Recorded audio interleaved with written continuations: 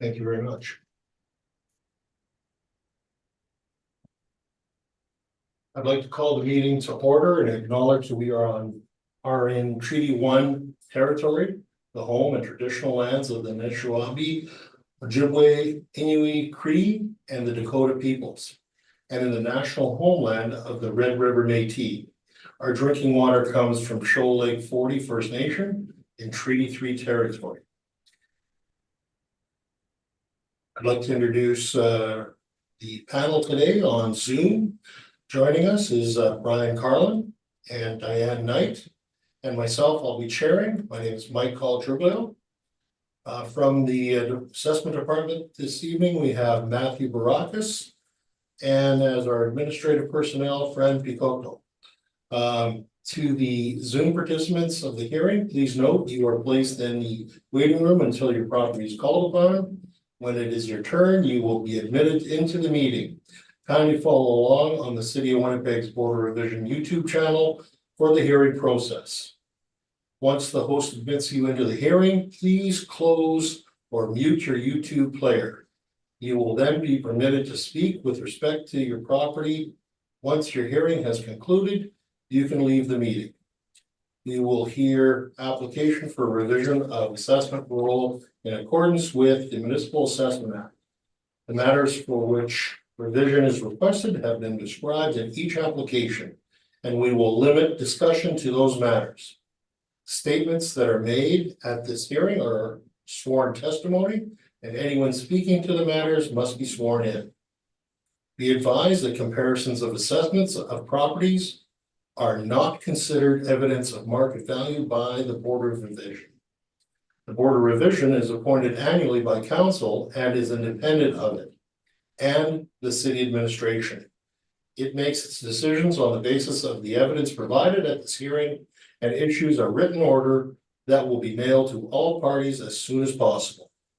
Please note that the board's decisions with respect to the application may be appealed to the Municipal Assessment Board in the matter if the matter pertains to assessed value or classification, or to the Court of King's Bench if matter pertains to the application of exemption from taxation. Should you wish to appeal, information on how to do so will be included with the board's order. With respect to the hearing process, I will confirm the points of appeal with your property to be addressed with each applicant following the swearing in. We will then have the assessor's testimony followed by questions that the applicant may have, and then the applicant's testimony followed by questions. Each slide will have an opportunity to summarize if they wish. Once all evidence about the application has been brought forward, the applicant may leave. The process will repeat for each item on the docket today. The session will close after the applications have been heard, and the board will deliberate in private and make its decisions. You will receive the board's decision by registered mail as soon as possible. As information, all public hearings are live streamed, recorded, and will be part of the public record. We will be hearing items 1 through 6 on our docket today. Ms. Picotto, please affirm the assessors and the applicant's testimony. Sure. Mr. Assessor, please state your full name. Whichever one wants to go first. Adel Rehan. Do you affirm that the evidence you're about to give at this hearing is the truth, the whole truth, and nothing but the truth? I do. Mr. Assessor, please state your full name. Matthew Barakis. Do you affirm that the evidence you're about to give at this hearing is the truth, the whole truth, and nothing but the truth? Yes. Thank you. Mr. Applicant, please state your full name. Trevor Smith. Do you affirm that the evidence you're about to give at this hearing is the truth, the whole truth, and nothing but the truth? I do. Thank you. Thank you very much. Hello, Mr. Barakis. I believe you're going to be presenting, are you, for these properties, sir? Atir is going to be presenting. I'm just here to pitch in a little bit. And just for the record, I'm trying to, how do you spell your first name, sir? Atir, A-A-T-I-R. A-A-T-I-R? Yes. Atar? Yes. Okay, just want to make sure. And the last name is spelled? R-E-H-A-N. H-A-N, Rahan, Rehan, yes. thank you very much.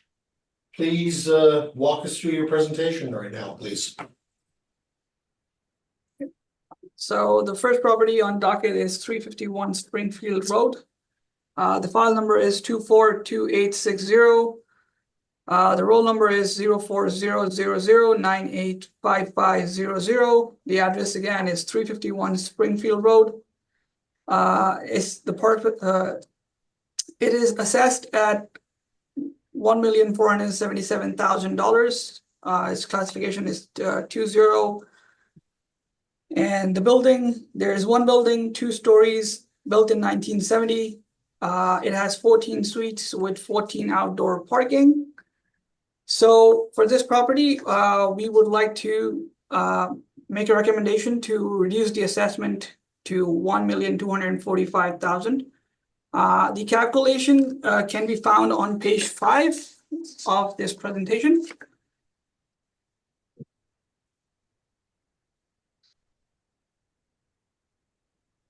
So we've just used some stabilized income and expense to come up with the new valuation.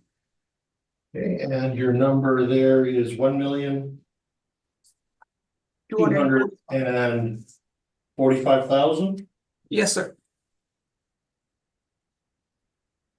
Thank you. Let's find out if Mr. Smith is interested. Mr. Smith, do you have interest in this revised value? Thank you, Mr. Chair. Yes, we are accepting of the value, but I would I guess appreciate the chance just to cover off the condition of this property as it relates to another property that we're covering today. Fair enough. So you'd like to walk through both the assessor's information No, as well as yours? Or I how would you like don't. to proceed? I don't in any way want to drag this out. I just want to, as I said, cover off the condition of this property so that when we address one of the other properties, you can see the comparability. Okay, so what I think I'm hearing then is, Mr. Assessor, could you just walk through the valuation that you've arrived at? It appears that Mr. Smith is in agreement with it, but I'd like for you to walk through it quickly. And at that point, if there are other points you want to make with respect to the condition, make those points, and then we'll move on to Mr. Smith's presentation quickly. Go ahead, sir. I can maybe jump in here.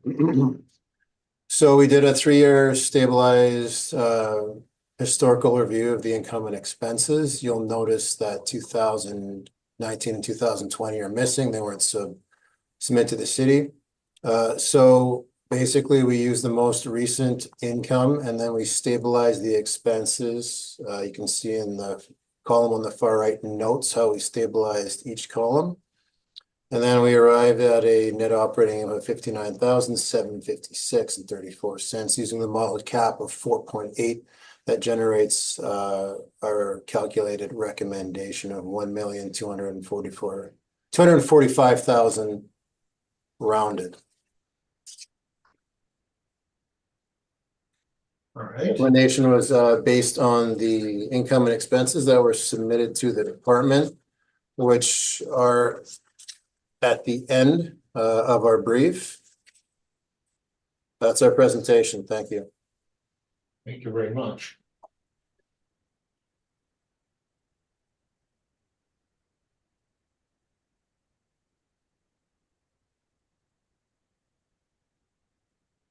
All right. Questions, Mr. Smith? I have no questions. Thank you very much. Questions, Ms. Knight? No, sir. Thank you very much. Mr. Carlin, questions? No questions, thank you. Thank you very much. I have no questions either. Mr. Smith, please proceed. Okay, thank you, Mr. Chair. So 351 Springfield Road. As I said, we are in agreement with the recommended value. I'm just going to quickly cover off a couple of points with regard to the property. So this is in East Kildonan, obviously built in 1970, 14 suites in total. And the condition of the property is both described and shown in the photos that I have in the interior of my brief, beginning on page number 4. So it is dated and in below average condition. If you look at the description beginning on page 10, you can see that it's largely original to the date of construction. All of the finishes are old and worn and need replacing. In this case, they have a roof that does require some maintenance. The carpeting is essentially original to the building in the common areas. The suites, in terms of the finishes, are original for the most part as well. So essentially well below average in terms of the condition of the property. I will not go through my brief as we have a value that we've arrived with. What I will point out as we jump forward to my page 22 is that the revenue for this property is actually well under what the city had originally projected, and their actual expenses for 2022 were 77,821. We had deferred to the city's expense allowance at 50.51, but that would obviously drive the NOI down to roughly where the city was suggesting it would lie. And that is my presentation. Thank you. Thank you very much. Questions, Mr. Baracus? No questions, sir. Oh, sorry, Mr. Rohan. I'm not sure who was going to ask questions there, but no questions? No questions. Thank you very much. Mr. Carlin, questions? No questions at this time. Thank you. Thank you. Ms. Knight, questions? No, sir. And I have no further questions, so thank you very much.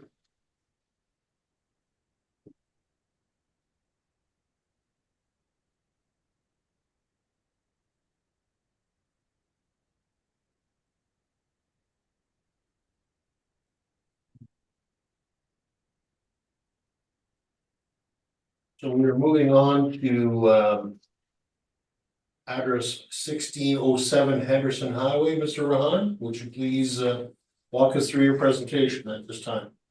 Okay, thank you, Mr. Chair. This is file number 243690. The roll number is 0400103710. The address is 1607 Henderson Highway. The 2025 assessment is at $7,539,000. Classification is 20, and it is taxable. The number of buildings are 1. The number of stories are 9. It is built in 1991. It has 68 suites with 21 outdoor parking. Moving on to page 2. Now this is a senior housing, so but they have been sending out mailers, but we haven't put a lot of weightage on the income expense because this is a non-profit. On page 3, we have some income value summary here, which shows that their total number of units are 68 on average monthly rent per unit at $911.69. The gross potential rent comes up to $743,939 with 2.6% of vacancy rate. The expense rate we're using is 45.38. So the NOI comes up to $395,775 with the cap rate of 5.25. The estimated market value comes up to $7,539,000. And that brings up to market value per suite of $110,867.65. Moving on to page 4, you'll find some rent comparables, which the average monthly rent is ranging in between $918 to $1,048 for similar properties here.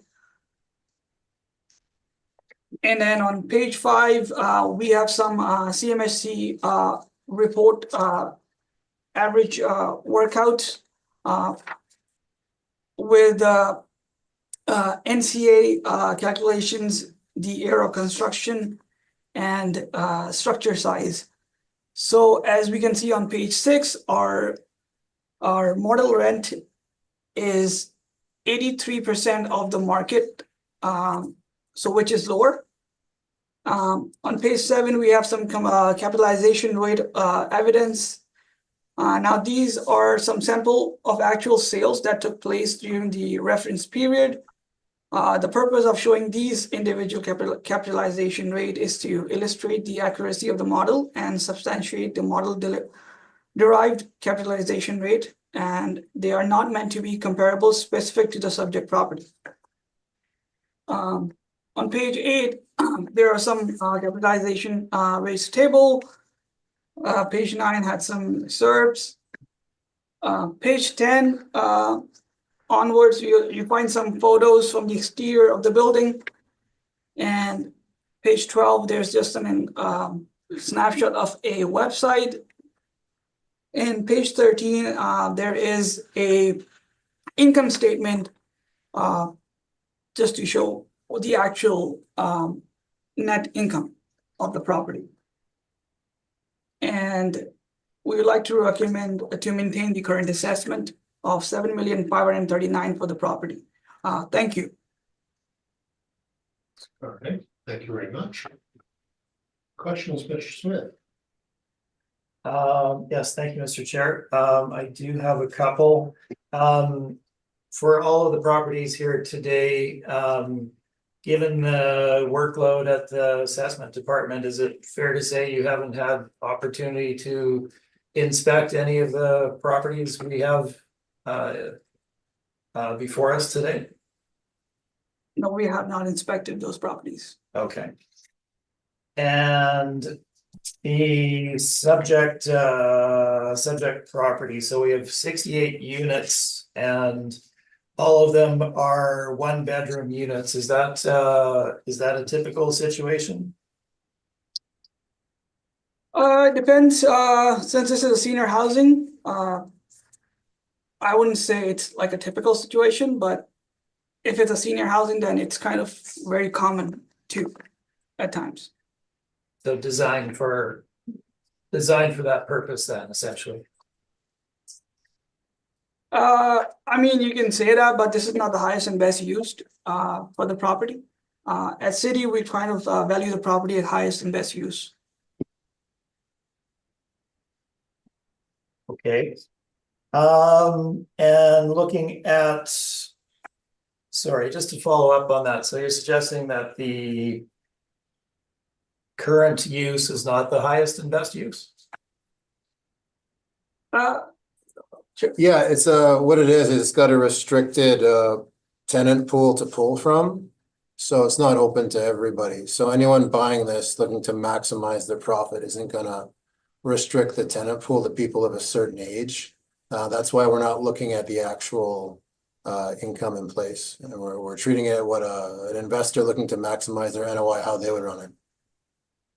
Okay, and as this is an important point, so, but the property is a seniors nonprofit with those restrictions in place, correct? Well, that's the way they're running it. Yes. Okay, skipping forward to page number 7 then, and the capitalization rate evidence. Is it fair to say that there's only 2 sales here that are in the 2022-20 leading up to the valuation date? The rest of it? Yeah, there's one 2022, and then there's one the day before, registered the day before the market reference date we're looking at.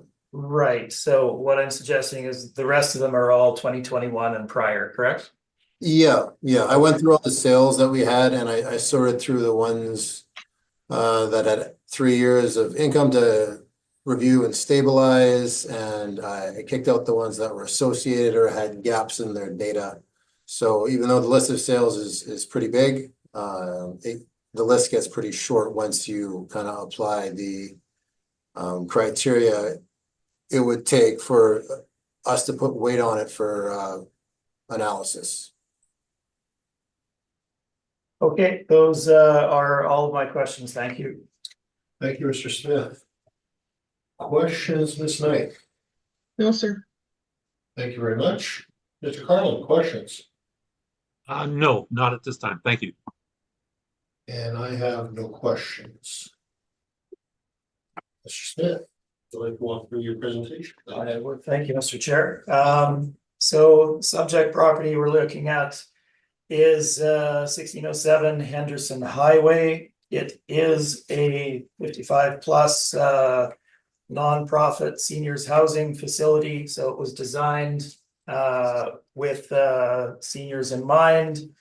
And as a nonprofit, their intent is to provide affordable housing to members of the public that are in need of lower rental lower rent accommodation in the marketplace. Now, the design of the property speaks to that. So we have entirely one-bedroom units, and that is specifically to accommodate as many seniors as possible. So you make the units a little bit smaller, you make them one bedroom, and you can fit more people into the same facility. That is the intent. Certainly not typical in the marketplace. Typically, you see a blend of either 1 and 2 bedrooms or bachelors, 1 and 2 bedrooms, sometimes some 3 bedrooms. But typically you're not seeing strictly all 1 bedrooms in a marketplace. It also makes it less flexible and does somewhat limit the marketplace as well. If you don't have any 2 bedrooms to offer, well, anybody looking for that is not going to come to your property. So the property is operated on a nonprofit basis. It is rent geared to income. So the tenants of the property pay according to their financial situation, which we'll get to in a bit. We do, of course, remove that from consideration in our valuation to arrive at a fair market value for the property. But that is the situation for the property. The tenants are in there on leases based on their income on a go-forward basis. So let's dip into my presentation, beginning on my page number 3. You can see some background for the property. 2025 assessment, $7,539,000. This is nearly a 20% increase from the 2023 value. In 2023, we were able to reach agreement on the property, coming to a value of $6,291,000. You can see the ownership, Kildonan Foundation Inc., and just the general background again, built in 91, area of the site, etc. Photos are on page 4, and the site is shown on page 5 with a map on page 6. So we're just north of Chief Peguis Highway here on Henderson, fronting on Henderson, on the east side of Henderson.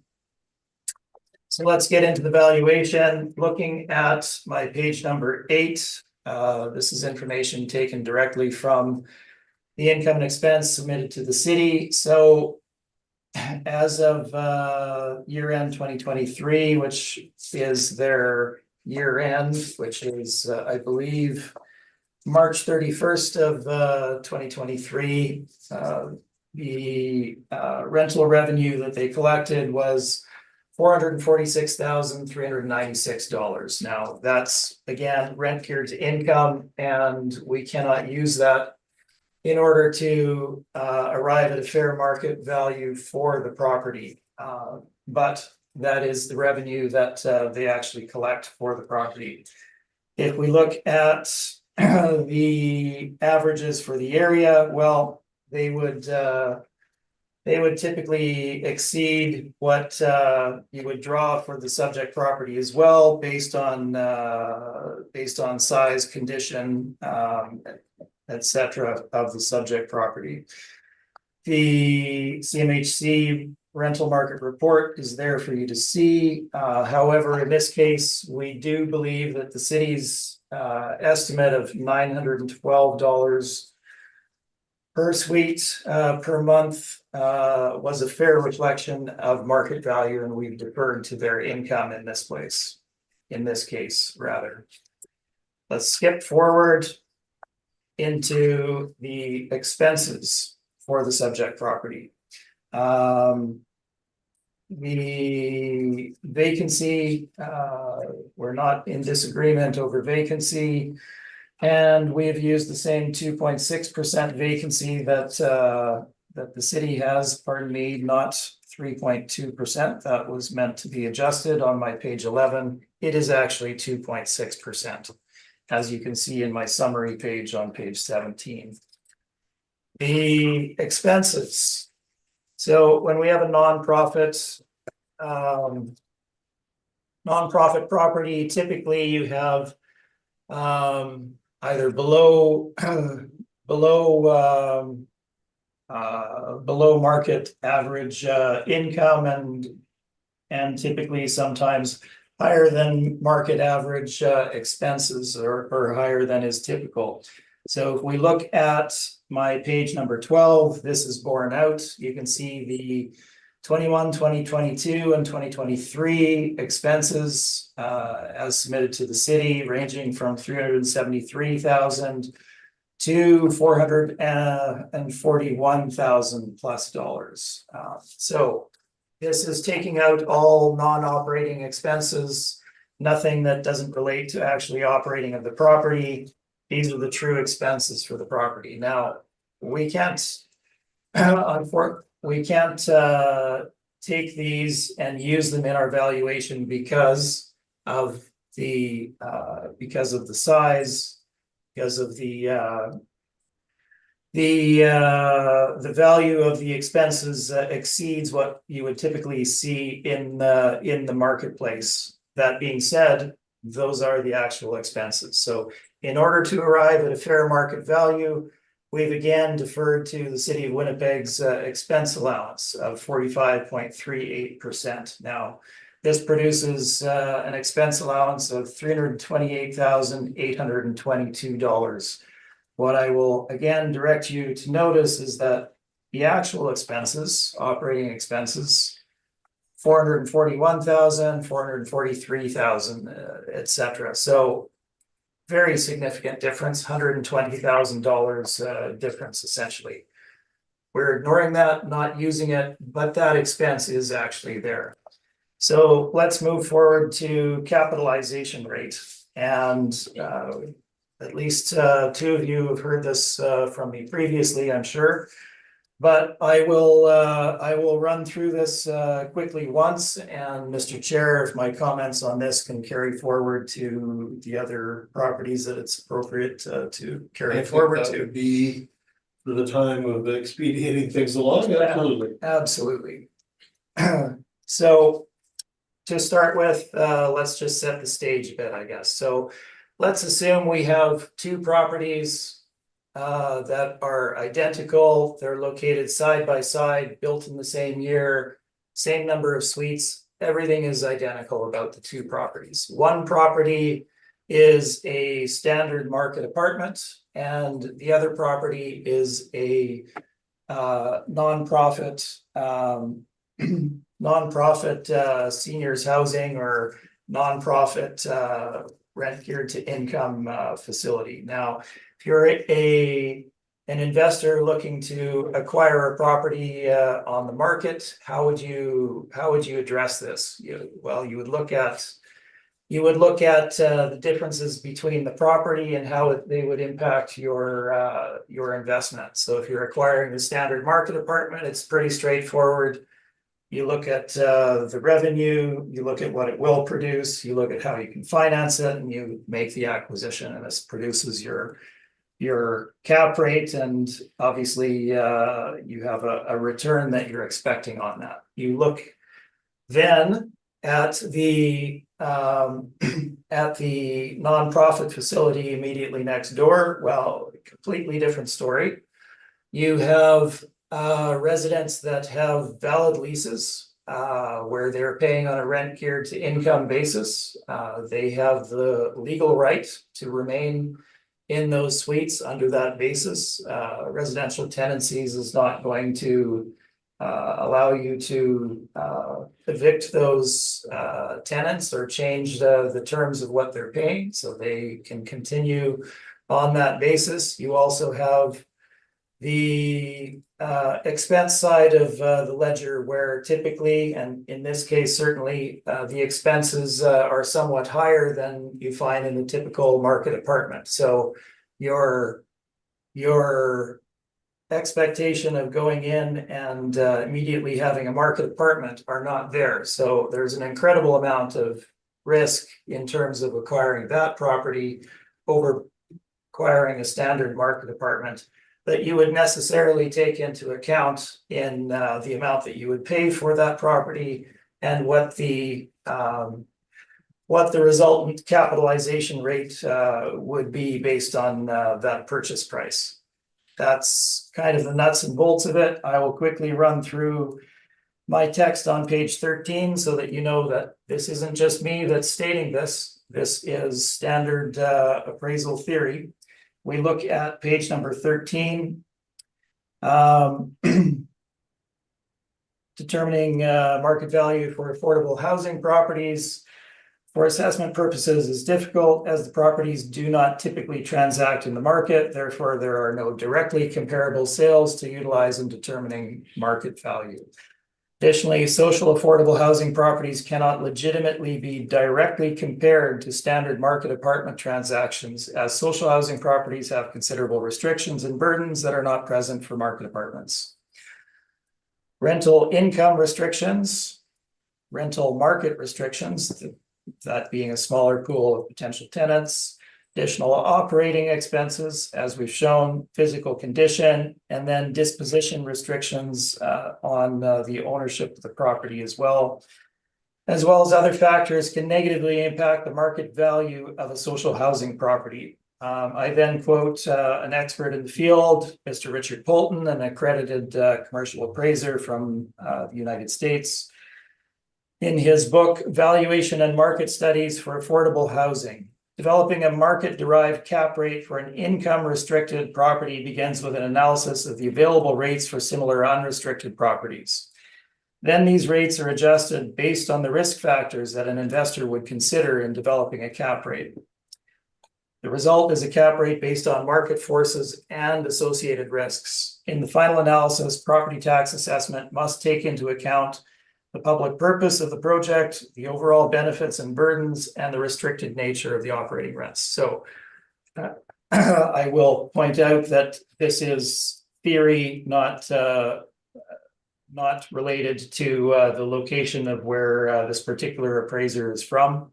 It obviously carries forward into the Canadian market as well. But all that being said, you would, as a well-informed investor, you would apply a higher capitalization rate to accommodate all of the risk that you are taking in acquiring such a property over a standard market apartment. That being said, let's look at what the normal market is and then make an appropriate adjustment from there. So if you look at my page number 13, we've given you 15 sales of standard market apartments in the Winnipeg market. Most of them are in that 2020, 2021 timeframe, a few in 2019. And you can see that they range throughout the city. Obviously, they range in terms of construction date, they range in terms of number of units, etc. What this shows you is the broad range of what what investors are willing to pay for a property, multifamily property in the city, and what the resultant capitalization rates are. So it's not specific one property to this property. Our rental rate range, pardon me, there's a few more on my page number 14 as well, covering the 2021 and 2022 timeframe.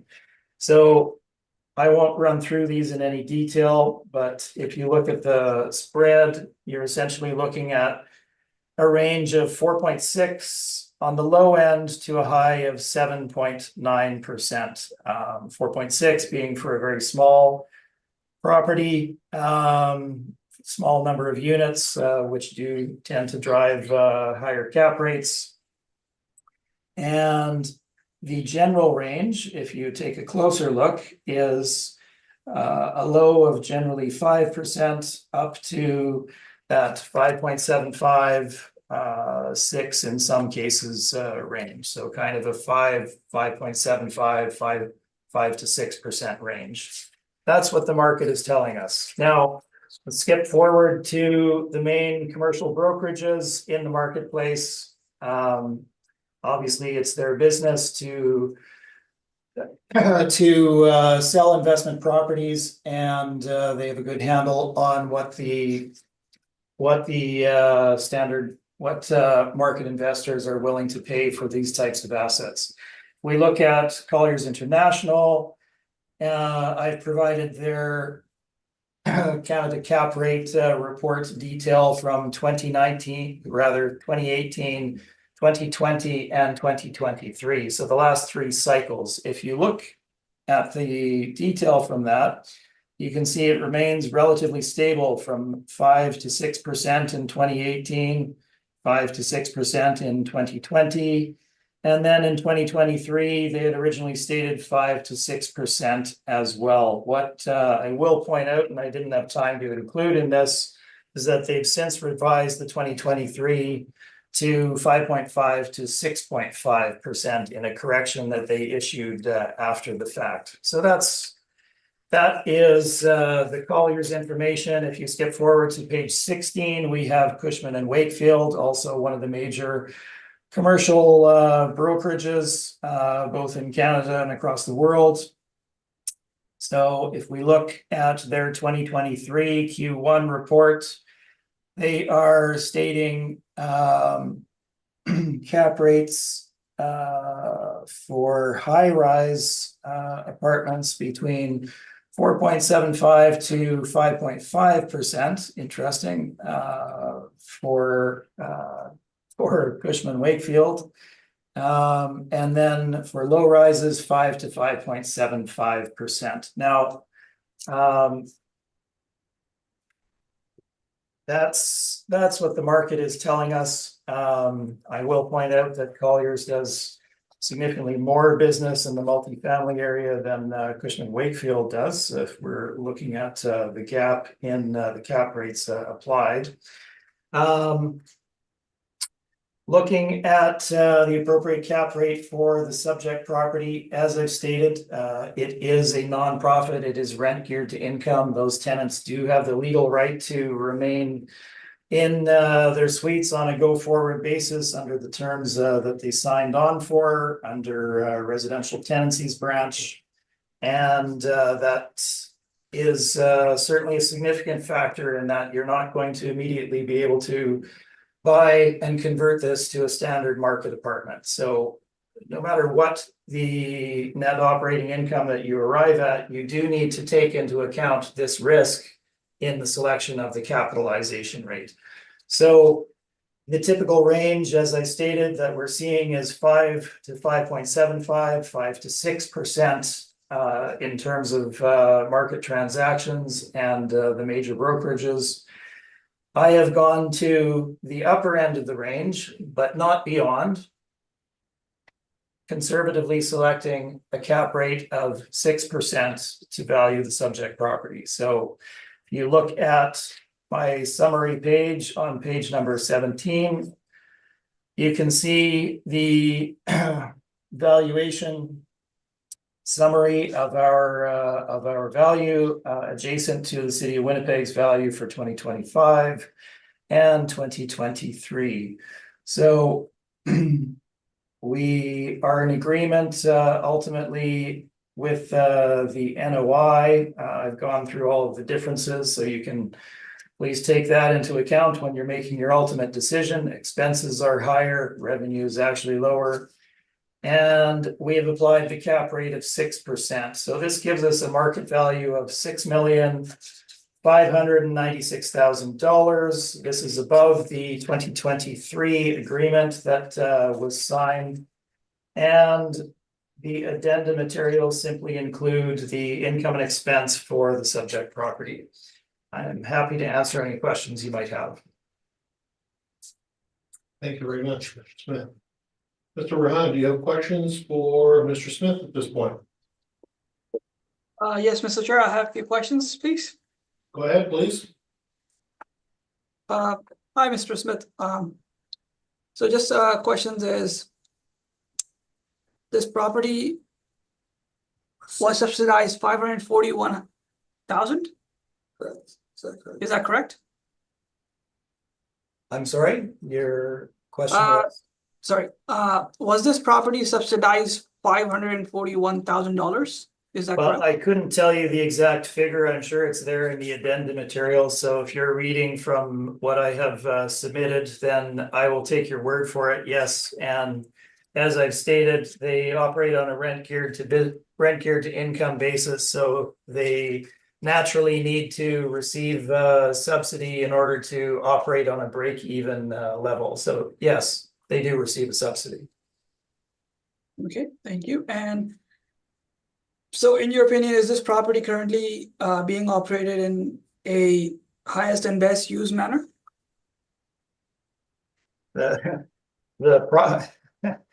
So the property is built and designed and owned for the purposes of providing low-income residents with affordable accommodation, those being seniors in Winnipeg. So it is specially built, purposely built for this particular use. Is it highest and best use for that purpose? Absolutely it is. If we look at your question in the broader perspective, I think what you're suggesting is would it be more productive as a standard market apartment? Well, that's not what it is, and it is legally the mandate of the property is such of the ownership group of the bylaws for the property, etc., is to provide this service. So it doesn't really matter if it would produce more money as a different in a different format than it currently is. This is the format, and it is restricted by that. Now, if we look at how we valued it as a standard market apartment down to the NOI, plus taking into account the risk that an investor would take in acquiring the property at that point. So we're not undershooting on the revenue and overshooting on the expenses to produce a low value. That's all been taken into account. So just to be clear, you're valuing the net operating income like if it was operating like a standard for-profit apartment, but you've selected a cap rate based on its not-for-profit current use. Is that a correct understanding of your workup? So let's flip to the text that I ran through there, and that will perhaps cover it more eloquently than how I described it. But if you look at my page number 13 and the text that I ran through there, that covers it off in a great deal of detail. So if we look at nonprofits and how they're operated, essentially you would arrive at a zero NOI essentially if you look at it in that manner, in that they're intended to break even, right? So you can't value them on the basis of what rent geared to income they received and what their actual expenses are necessarily. Expenses do, in many cases, tend to be on the high side. Not all cases, some cases, and certainly in this case they are. So we're not going to the actuals and then saying, let's now take into account the additional risk that an investor takes. We've applied what we believe to be fair market parameters in arriving at the NOI, as we do in our other nonprofits here. And then obviously you have to look at the particular situation of the property in acquiring that property. And what the cap rate would be based on the risk that an investor would take on. Mr. Smith, just interrupting and surmising it. Mhm. You are agreeing with the NOI that is Correct. produced by the department. Yes. There's no dispute with that particular number. The only dispute that there is the capitalization rate. Maybe Mr. Baracus, you could focus on that part of the argument at this point, because the rest of it is you're in agreement with Mr. Smith's position. He has agreed with the department on those issues. Yeah, I was just pointing out how it seems to be sort of like an a la carte approach where they're gonna agree with our income, but then they're gonna treat the cap like, that's what I was trying to illustrate. It was a question about the cap more so. But we'll move along in our questioning. Please and thank you.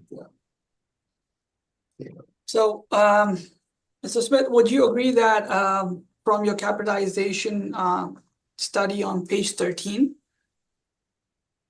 sale number 1, 2, 6, 8, and 14, or are they most similar to the size of the subject property? So 1, 2, 6, 8, and 14. Well, we have 65, 57, 68, and 148. So no, not necessarily. Some of them are similar in terms of the number of units. The purpose of the chart is to provide a broad spectrum of the sales, essentially looking at the whole market and what cap rates are over the whole spectrum of the marketplace. So I'm not selecting individual sales and assigning them as being closest in terms of comparability to the subject. For instance, number 6 is built in 2015, and numbers 1 and 2 in 1969. There are differences. Okay, just ask. And then, so the sales I just mentioned, so those cap rates are mostly all around 5.2%. Are they not? Well, you've selected 6 or so of my 21 sales, so it may be, and as I said, I'm not selecting individual sales to say these are most similar. So that is a contention that you have. Yeah. And if they are in that range, as I've discussed extensively here, there is a very significant amount of risk that an investor would take on in acquiring this type of property versus a standard market apartment that would then require an adjustment in order to capture that additional risk. So. Well, thank you. And these are all the questions. Thank you very much. Mr. Carlin, questions at this point? No, thank you very much. Thank you, Mr. Carlin. Ms. Knight, questions at this I point? do have one. On your page 13, the sale 2390 McPhillips, 19,400, 2015, 90 suites, 2020 sale date. You've got an overall rate, which you have set as cap rate of 5%. The cities has it as 4.21. What's the difference? Well, I couldn't tell you what is in the cities. I don't think they're at 4.21. Are you at 4.21 there, Matt? Or 4.71, sorry. Yeah, I'm afraid I don't know what is contained in the city, so I couldn't really explain the difference. We've looked at it as you're intended to, taking out any extraneous non-real estate related costs and the expenses, stabilizing it, etc. So we've gone through the exercise as intended in order to arrive at the cap rate. I don't know the details of the cities, I'm afraid. Great, thank you. And I believe I have no questions either at this point, Mr. Smith, so. Do we have a summary of this, Mr. Rahan? No, thank you. Thank you very much. Mr. Smith, do you have a summary at this point? No, thank you. Thank you very much. This concludes this particular item. We'll move on to the next property.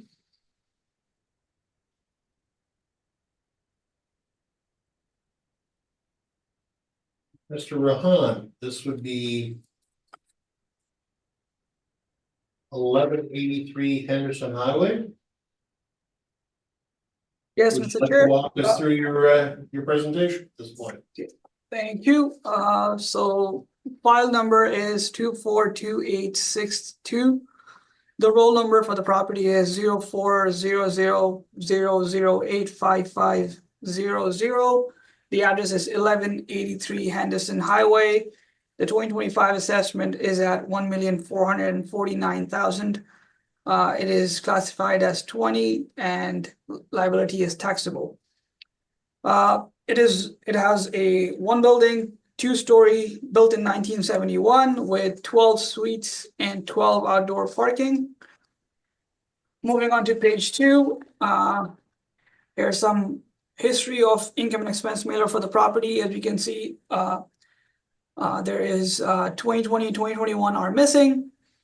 So if you go straight to page 9, we've calculated the stabilized expenses for this property here, which were come at 65,487.65, and our model NOI was at 68,831. So the difference was not a significant difference to make any change to the model NOI. So page 3, we can just see that there's 12 units. Average monthly rent per unit is at $954.58. Gross potential rent is at $137,460 with a vacancy rate of 2.6. And the expense ratio that we're using is 48.59%. NOI, as I just said, 68,831, and the cap rate is 4.75, which concludes the value of the property as 1,449,000. So market value per suite is $120,750. Moving on to page 4, I have presented some rent comparables. As you can see, the rent average monthly rents per unit for the comparables are ranging from $1,000.06 to $1,234, and the subject property has at $954.58. And then same thing on page 5, we have that cap rate evidence, as we've already discussed in our previous hearing. So page 6 is the cap rates from different Colliers, CBRE, Cushman, Wakefield, and then we have page 7, which is municipal assessment excerpts. We have some photos on page 8 from exterior of the building with the map. And then page 10, we can see there are some income and expense mailers for the board to review. And we just like to recommend to maintain the current assessment of 2025 at 1,449,000. That will be all for the presentation. Thank you. Thank you, Mr. Rahan. Mr. Smith, questions at this point? Yeah, just very briefly. So when I look at when I look at your page number 9 and the expenses, so you've taken 2017 and 2018 and added these into your stabilization, right?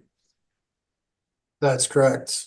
Okay, and when I look at the values, the expenses in 2017 and 2018 being is that 5 years? Yeah, 5 years previous are significantly lower, is that correct?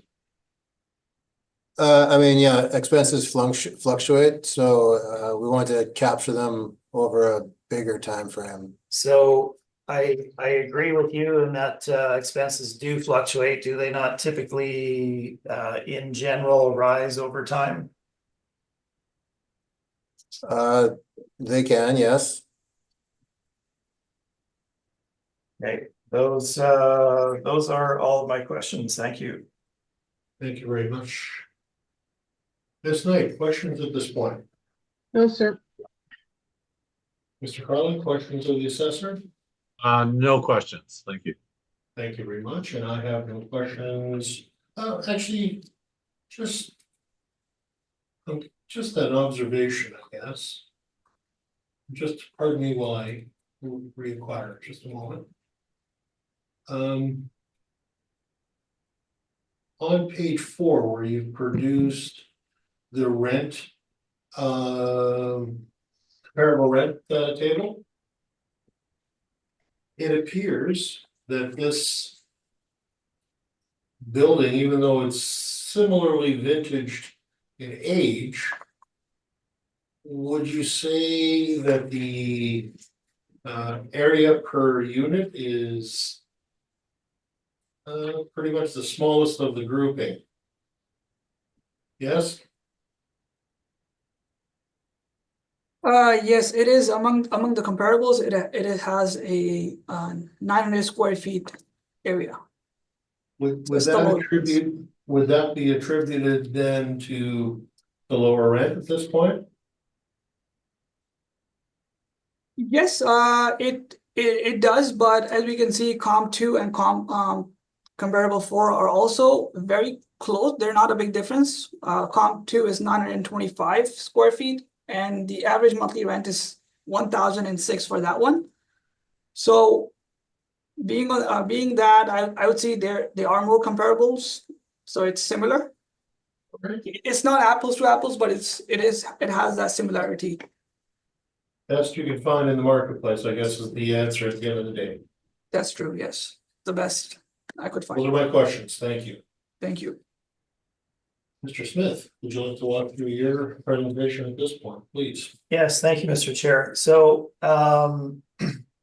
the property we're looking at is 1183 Henderson Highway. One of the reason for running through the condition of the earlier property that we dealt with at 351 Springfield is that they're essentially the same property. They are built 1 year apart. This is 1971, that was 1970. We have 12 versus 14 suites. They're located in the same area.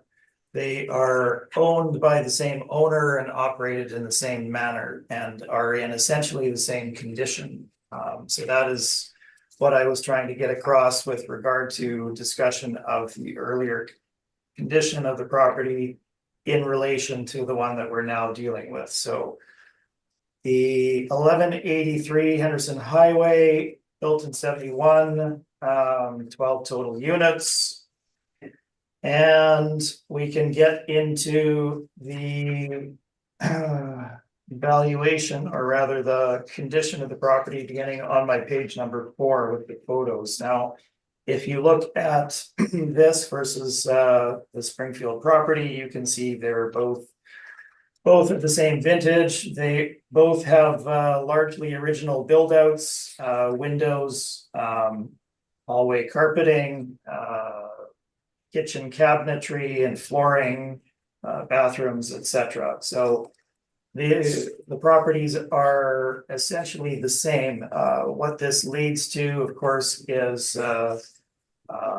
is lower rent on the marketplace typically. And in some cases greater vacancy, but obviously it has an impact on value. Building improvements are discussed on page number 8. Total of 12 suites, 6 1-beds and 6 2-beds, masonry construction. Electric baseboard heat, which is the same as well. Dated commercial carpeting, aluminum slider windows, flooring, kitchen, cabinetry, counters, bathrooms, all date from the original construction of the property. So there are some upgraded vinyl frame windows that they did begin installing in the property. So that process has begun, but the rest of it remains the same. The site is shown on page number 9, fronting on Henderson, and the location on page number 10. Let's split into the valuation. So I've given you the gross potential revenue for the property based on full occupancy for 2022 is shown on my page 12. That was $131,544 based on their in-place rents. And the overall average rental rate is $914. So slightly below what the city has projected, but reflective of what the property is. We give you the CMHC stats for comparison. Following that, if you look at the East Kildonan average for a 1-bedroom, you have $1,066. Given the condition of the subject, it would necessarily be well below that mark. So we believe the in-place rental rates are reflective of what you would get on the marketplace. As an owner, obviously they would charge more money if they were able to. We have added in the parking revenue that the property generates to our valuation. And we can skip forward to the expenses. We're not in disagreement with the 2.6% vacancy. We feel that is reflective of market. And if we look at my page number 15, we have the 2 most recent years of expenses, 2021 and 2022. Now, if we go back to 2017 and 2018, well, those expenses are essentially 5 years out of date. So they will necessarily bring down any stabilization. I've made appropriate adjustments where needed here, but we're looking at the most recent values available. So the subject didn't include any property management. We've applied the standard 5% of effective gross income. We've given 2-year averages where appropriate. In many cases, you can see that they haven't attributed any actual expenses, where surely there probably are some expenses such as caretaking, maintenance, supplies, etc. So if anything, the expenses might be undershooting what would be a fair reflection of market.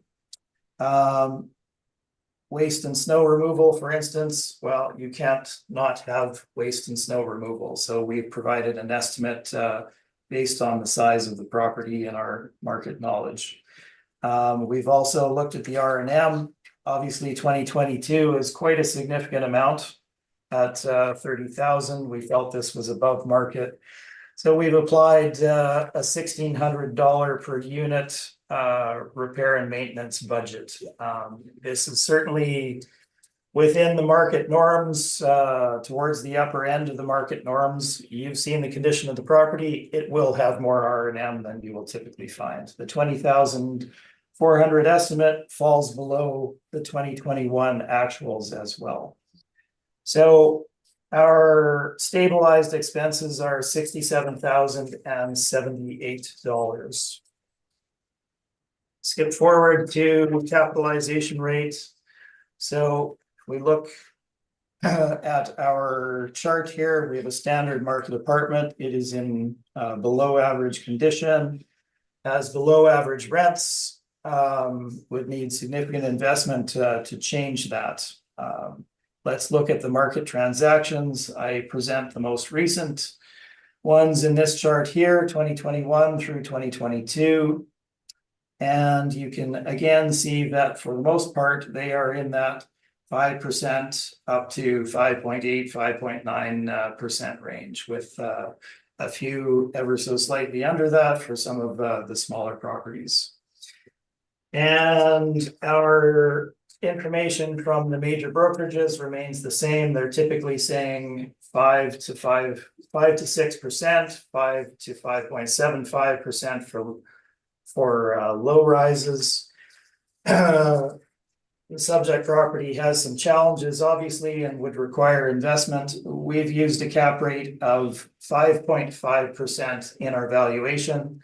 This is summarized on page 19. And it gives us our final market value of $1,118,000. What I will point out again, we look at the actual expenses. They were $72,883 for the year before. We have stabilized at $67,000. And if you have most of the market telling you that cap rates are between 5 and 6%, it'd be highly unlikely that they would fall below that level. That is my presentation. I do have one more point to add, which I forgot to add in my earlier presentations. Forgive me. Please carry this forward to all properties today. There was the period before the valuation date, April 1, 2023, had a very dramatic change in interest rates. If you look at the period of spring of 2022, you're essentially looking at the bottom end of where the market was. Bank of Canada had lending rate at, or overnight rate rather, at 0.5%. Move forward a year in time to April 1, 2023, and the rate was 4.75%. So you're looking at a lift of 4%, 4.25% over a 1-year time span.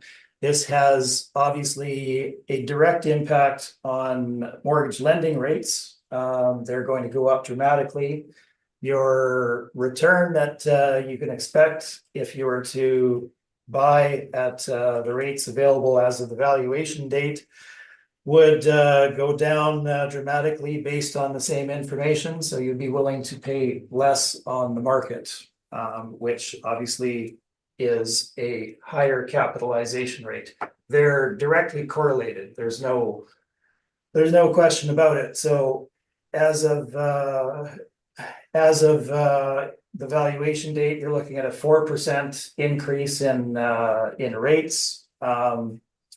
Obviously, this is going to impact what you would pay for a property and what the cap rate would be. So if they were 5 to 6% at the beginning, well, they're going to drift upwards, obviously, and in no way are they ever going to be below 5% at that point in time.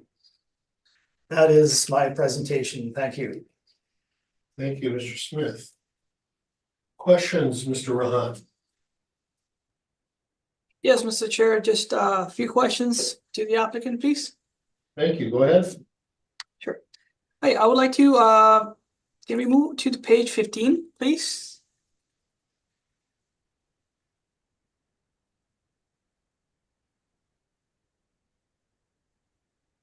Yep.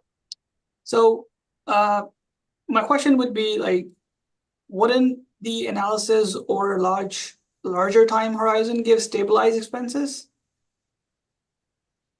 Well, as always, we would like to have 3 years to stabilize. That is kind of our market standard here. And yes, that gives you a bit of a trend line. 3 is better than 2, as you only have 2 data sources. So yes, I would like to have the 2020 year. I would not go back in time to 2017 and 2018, as those reference points are essentially out of date and would dramatically bring the overall expenses or expense stabilization down if you were using averages. So what we do is we look at the actuals. If they are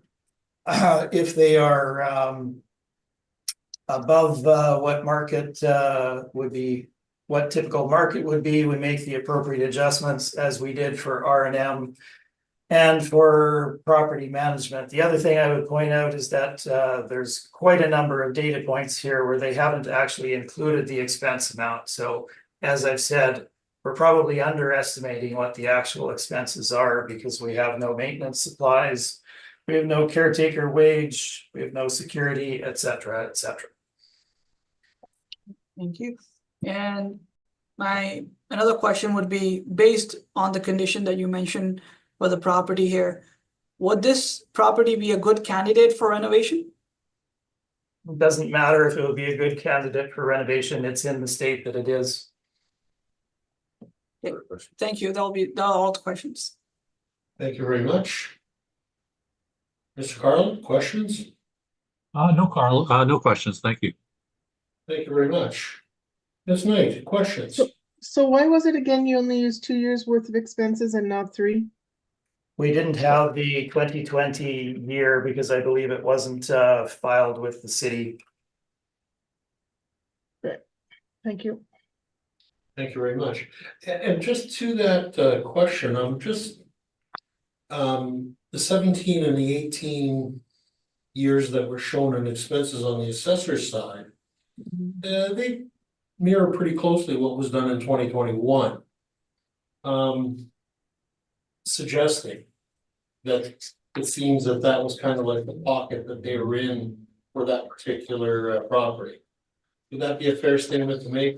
Well, when I look at them closer here, you're looking at 61,000 versus 67,000. So there's a delta there. They're not They're not equal. the I same. get that. I appreciate that. Yeah. And so with the lack of information from 2020, that is causing both you and us some questions at this point based on that.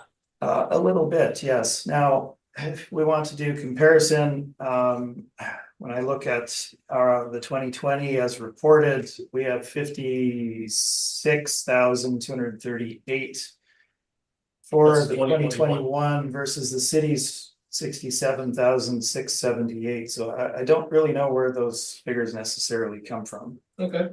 And another question regarding ownership here. You said, and you mentioned earlier that this property is the twin to the first property we heard today, correct? Correct.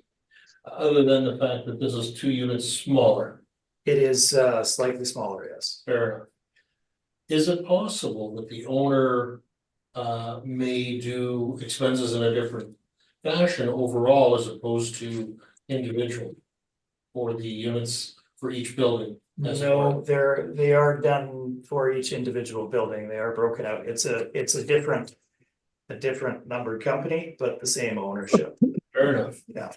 I'm just trying to understand why, as you pointed out, there are some of the fees here that you would think would have a value ascribed to them, but they do not in the expense allowances. And you've done your best guess at some of them based on your experience, correct? Yes. Yes, I think so I think one explanation or one category is that I think he does the caretaking of the property himself, so he doesn't assign a caretaking value. Whereas in reality, in a normal situation, there would be a caretaking expense, right? We haven't included one. Fair enough. And at the end of the day, your expenses as compared to the city expenses are actually not a tremendous amount of ways from each other, truly. Our stabilized amount is 67,078. Yes, their actual was $5,000 higher than that, but yes, we've stabilized at that 67 level. Okay. Those are my questions, Mr. Smith. Thank you very much. Thank you. Mr. Rahman, do you have a summation on this, sir? No, sir, no summation. Thank you very much. Thank you. Mr. Smith, would you like to summarize at this point, or you know? No, thank you. Thank you very much. All right, maybe we could take a quick 5-minute break if we could at this point. Thank you very much. Mr. Rahan, would you like to walk us through the next property on the docket? 404 de Salaberry Avenue? Sure, thank you, Mr. Chair. So the file number is 243988. The roll number for the property is 14093085300. The address is 404 de Salaberry Avenue. It has two buildings, six stories. Actual era built is 1990. It has 70 suites with 42 outdoor parking spots. It has a classification of 40 and liability is taxable, school tax exempt. And then page 2, you can see there's some income information or the mailer information, which is we have compliance for that. And then on page 3, we can see that there are 70 units on the property with average monthly rental per unit of $924.60. The gross potential rent comes up to $776,664 with 2.6% of vacancy rate. The expense rate is 49.99%, which comes up to the NOI comes up to 378,311. Using the capitalization rate of 5.15%, the estimated market value comes up to $7,346,000, which is $104,942 per suite. So just a comment here, Mr. Chair, that reviewing the applicant's evidence, I figured I kind of derived that the difference in NOI is only $6,000. So the real issue will be the cap rate. So I'm not going to dwell much on the income and expenses for the property. But moving on, page 4 has some rent comparables. Now this is a senior housing, which is a nonprofit. So we have some CMHC analysis done, which kind of shows that the model rent is only 75% of the average market. And then page 9, which is the same capitalization rate evidence as previously discussed. And then page 10 is the capitalization rate study from the market. And then we have the municipal assessment excerpts on page 11. Just some information, exterior photos on page 12. So yeah, that will be my presentation. Just like to recommend that to maintain the current assessment for the property. Thank you very much, Mr. Rahan. Any questions at this point for the assessor? Yeah, just very briefly. So the CMHC data, these are averages, correct? Correct. So there is some obviously variation in the marketplace above and below the average that is being stated by CMHC, correct? Correct, yes. Okay. And then where did I see that? Oh yes, you had mentioned 2 buildings on site. What is the second building that is being referred to? I'm only aware of there being one having inspected it, or is it a portion of the main building or something, or? Yeah, I'm not really sure regarding that. It was I mean, it is added as 2 buildings. I believe it should be added as 1. Okay.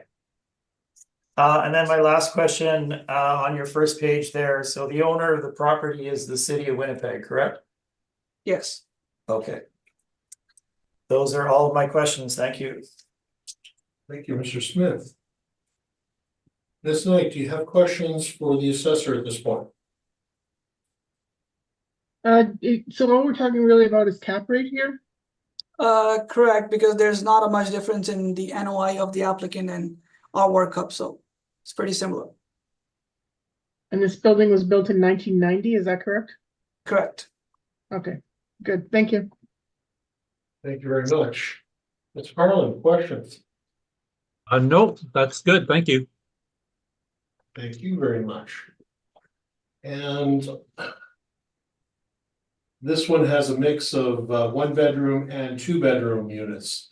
34 for the 1 and 36 for 2-bedroom units, correct? Sure, Seth? Correct.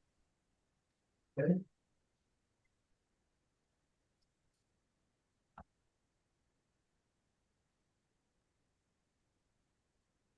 And at the end of the day, you're at percentage of your market rents, approximately just under 76%.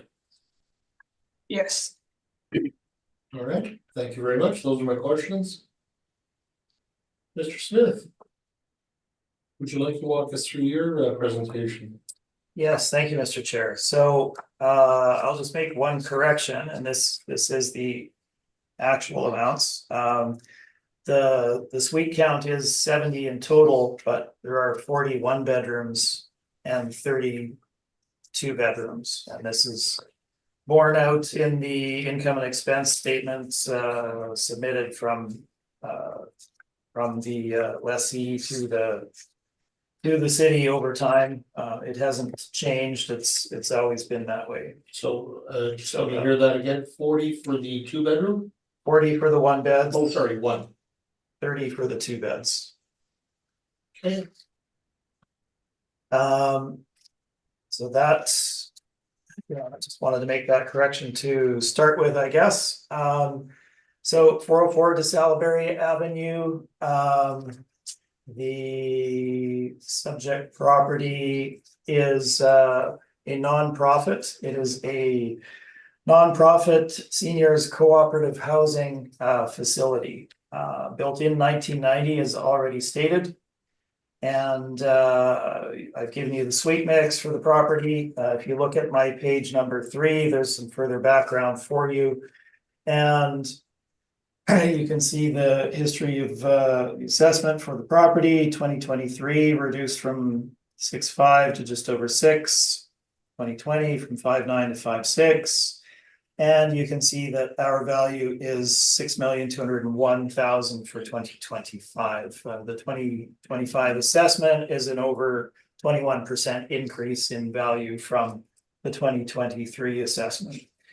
The other thing of critical importance here that I'll point out on my page number 3 is the ownership. So the property is actually owned by the city of Winnipeg. And the lessee of the property is Columbus Centennial Seniors Cooperative Housing Limited. So when co-op housing was developed many times, not every time, but many times, there would be an entity, whether that be Manitoba Housing or City of Winnipeg or Province of Manitoba, that would own a parcel of land. They would lease it on a long-term basis to the developer, the cooperative, in order to facilitate building low-income housing essentially in the marketplace to provide for that particular need in the market, a critical need, obviously. Now, that remains in place. I will deal with this situation up front, as this is an important piece. If you flip to my page number 13, actually, yeah, 13. At the very bottom of the page, you can see the current ownership, the title number, the leasehold estate, that being Columbus Centennial Seniors Co-op. If you skip forward to page 14, this is the details with regard to the lease. Memorandum of lease from 1989, built in 1990, obviously. Land is leased for a term of 40 years, running from April 1989 to April 2029, for a total of $1 per year, plus responsibility to pay all property taxes rates, charges, etc. against the land. Clause 2 is understood and agreed by the lessee that upon termination or cancellation of the lease. Number 1, all improvements placed on the said land, whether placed there by the lessee or on behalf of the lessee, shall become the property of the lessor, that being the owner, without compensation therefore to the lessee or any other person, and shall not be removed or demolished without the express consent of the lessor.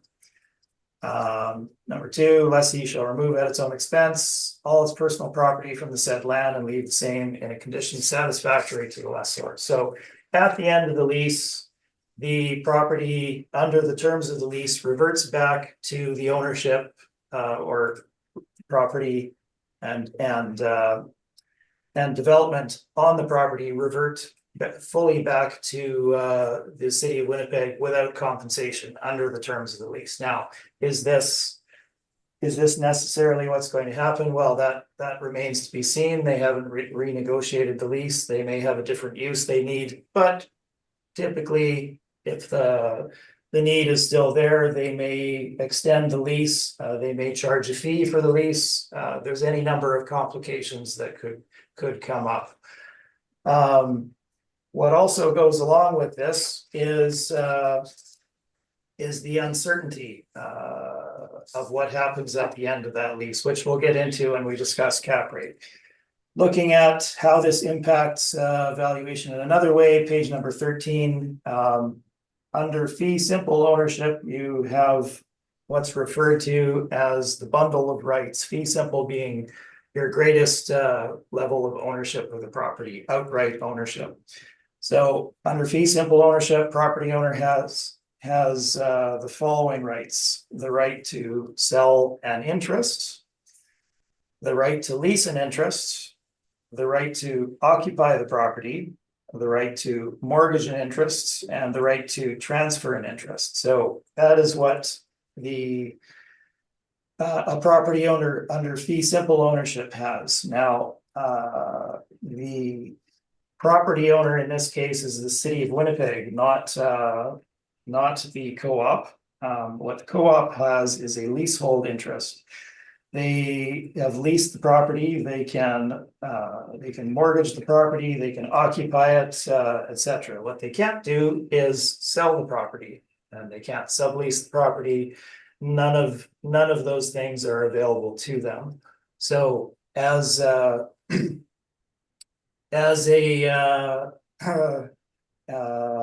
ownership structure of a property, obviously this has an impact on valuation, which we'll get to as we move forward through the value here. Now, let's look at the subject property itself. 70 total units, built in 1990, hasn't been renovated since then, so it's of its era. With regard to the furnishings, it's not in poor condition. I would say it's in average condition overall, but they do tend to design the units, pardon me, or they did design the units to accommodate seniors, as it is a seniors housing co-op. So you have slightly different layouts, slightly smaller typically, and harder wearing surfaces, wider doorways, things of that nature, but generally smaller, less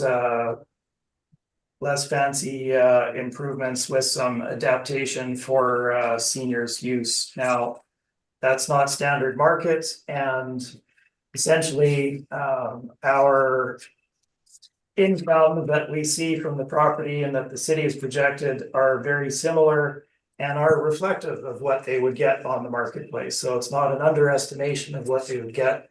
It's a fair reflection of what the property actually is. So for the photos are there for you to see. The description is on page number 9. I won't discuss the co-op aspect. It's there for you to review if you want.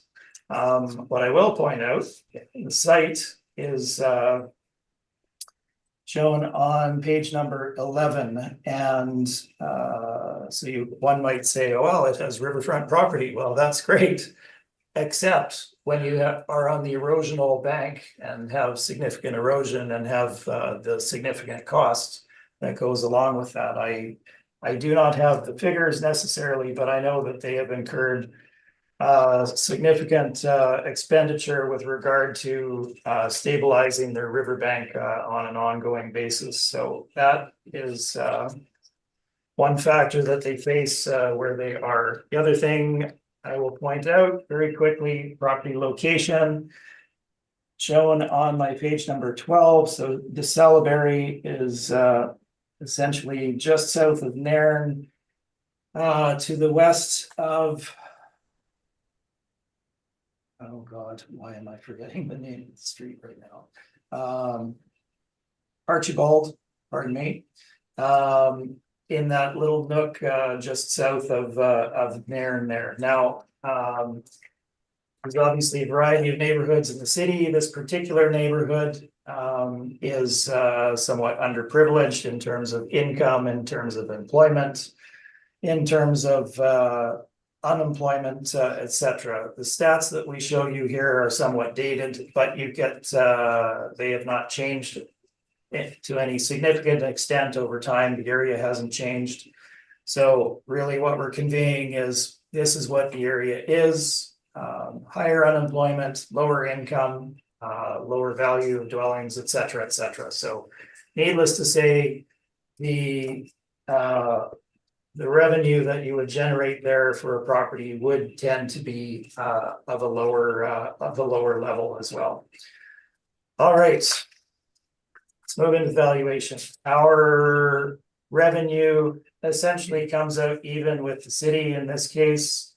Coincidentally, their actual rental charges are shown on page number 15. Comes out to $762,840. We add in their parking revenue, and lo and behold, it's actually quite close to what the city is at 775 versus 776. The vacancy, when we look at the CMHC studies, you have your standard market vacancy rates at the top, and then we have the seniors housing report for 2022, not 2021, at the bottom of the page, and it indicates a greater degree of vacancy in seniors facilities as stated. Subject property itself had higher vacancy than is typical, 31, nearly 32,000 in 2021, 25,000 in 2022, and 27,697 in 2023 as of March 31st. So all of these being higher than the standard market vacancy that the city applies of 2.6. We've increased the rate to 3.5% to reflect this. Expenses, stabilization done on page number 18. You can see how it's done. We have 3 years and we come out to an expense allowance of $376,703. And again, this is very similar to what the city in this case has, coincidentally, which gives us ultimately an NOI that is $6,000 lower than the city had projected. Now, these are real differences. These are the actuals. The city's is projected. I believe in what we're presenting, so there is a delta there that it should be reflected. Cap rate. We've discussed this extensively. You have a very dramatically rising interest rate environment. If Bank of Canada rates are at 4.5, 4.75, your mortgage rate is going to be, call it 2% higher than that. Are you going to buy at a below 5% cap rate? Absolutely not. You're killing your return. You simply wouldn't do it. The market doesn't bear that out. When we look at the range of cap rates actually shown in the marketplace, we have, again, 5 to 6% typically. We have the main brokerages stating the same range of 5 to 5.75, 5.6%. And we have obviously the same complications that we discussed in our previous nonprofit with regard to the risk that an investor would take on buying a property such as this versus a standard market apartment. So we've applied the upper end of the range, not beyond, just the upper end of the standard market range at 6%, matching what we did in our prior property. And this is summarized on my page number 23. So we come, the actual rental income is there, including their parking revenue, the increased vacancy that they have, the 3.5% doesn't actually reflect what they get, but what they have, it's actually slightly lower. And we stabilize the expenses. And we come to our NOI of 372,078, capped at 6%, gives you 6,201,000. Again, this is an increase to the 2023 assessments.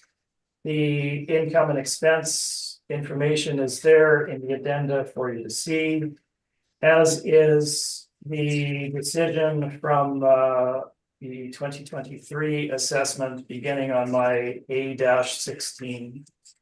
Which was, I believe, based on the evidence that I presented. Yes, that is my presentation. Thank you.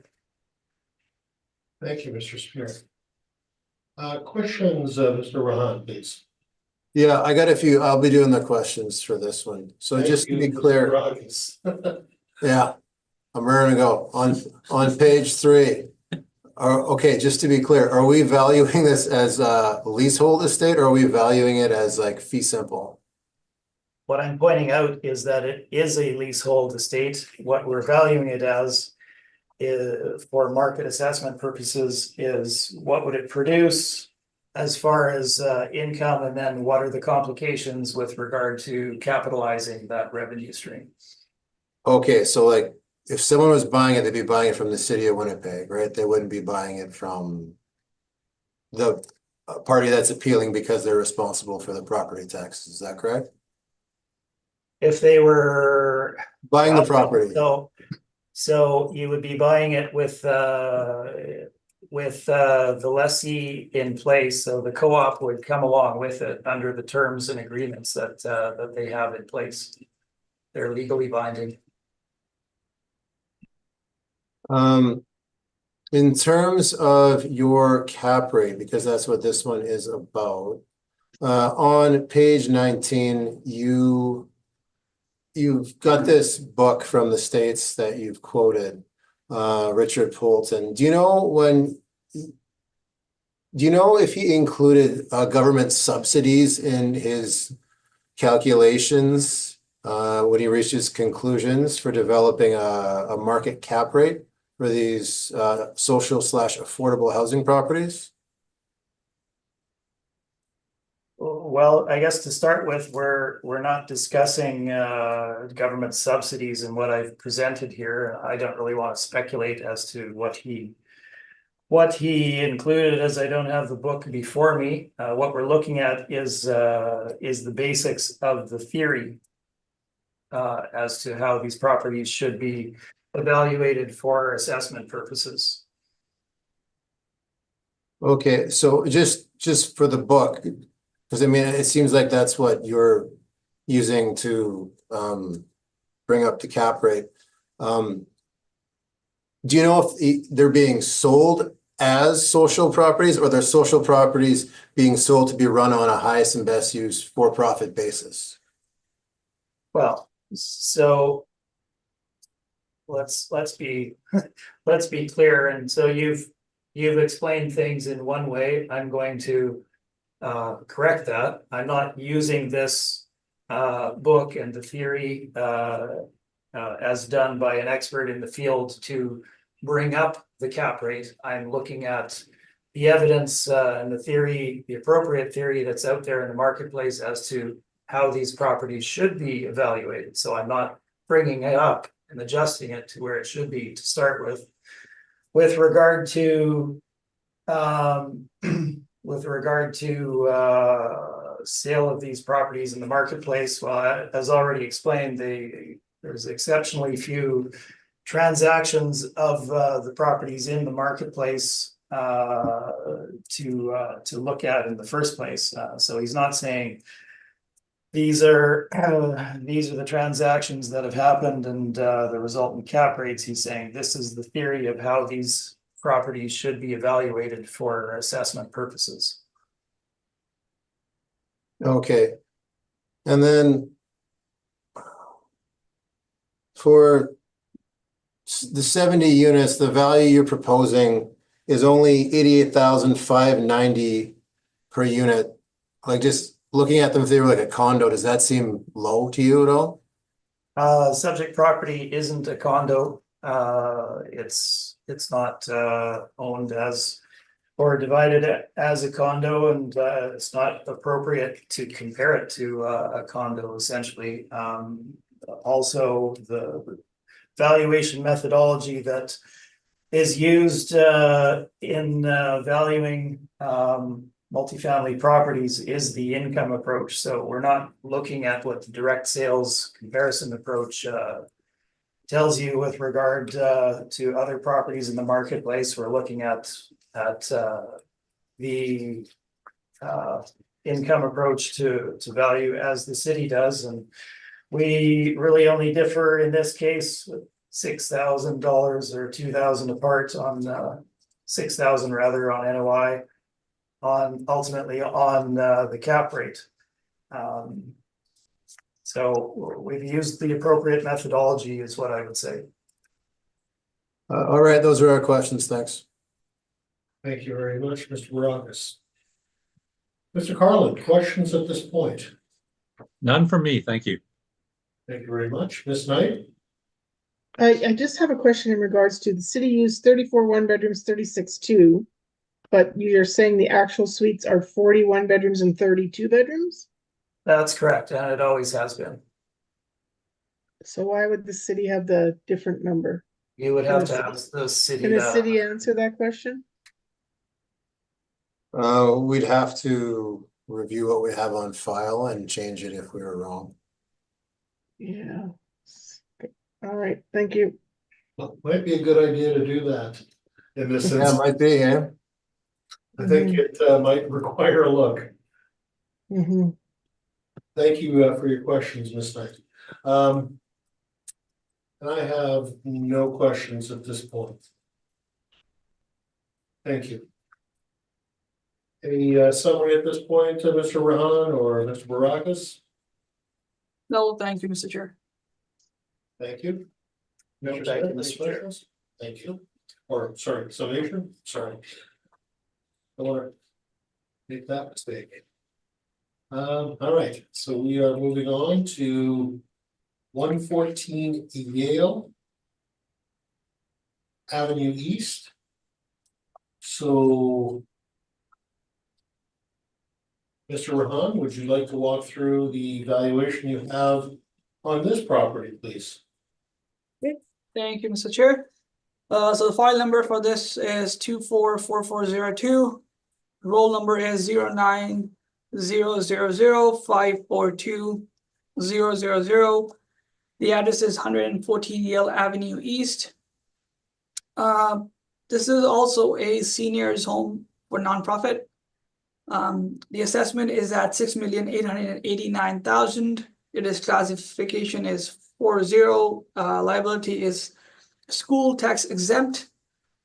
It has 8 stories, built in 1990, 57 number of suites with 39 outdoor parking. Moving on to page 2, there's just the income mailer information that were received. Page 3, we can see that there's a income value summary, which states that there are 57 units, 29 1-bedroom, 28 2-bedrooms. Average monthly rent per unit is 1,023.06.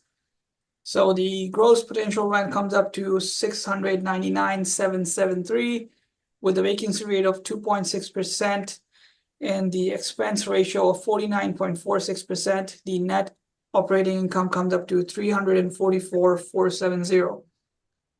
The cap rate we're using is 5%, which brings up the value for 6,889,000, which is market value per suite is 120,859.65. Page 4, we have some rent comparables. Now, yet again, this is a nonprofit, so this is just for information. On page 5, we have CMHC workups here using the zoning, area construction, and structure size. So as we can see on page 6, the model rent is only 86.34% of the CMHC average housing. And then page 7 is just some CMHC tables for reference. And then page 8, we have the same cap rate evidence as we previously presented. And then at the last, we have some information regarding the property that we have some exterior photos and some statement of cash flows for the building. So this time we would like to recommend the board to maintain the current assessment of 6,889,000. Thank you. Thank you, Mr. Rahan. Mr. Smith, questions at this point? No, I have no questions. Thank you. Thank you very much. Mr. Carlin, questions? No questions, thank you. Thank you. Ms. Knight, questions? No, thank you. And I have no questions at this point. Mr. Smith, you're up. Yes, thank you, Mr. Chair. So 114 Yale Avenue East. Again, we're dealing with a nonprofit seniors facility. And if you look at my page 3, you can see some background on the property again. See the prior 2 years of assessment history. 2023 reduced from 5.7 to just over 5 million. 2020, 6.5 million to 4.5 million. We have valued the property for 2025 at 5,462,000. You can see the logical progression in value there. This property is owned outright. St. Michael's Villa Inc. is the owner.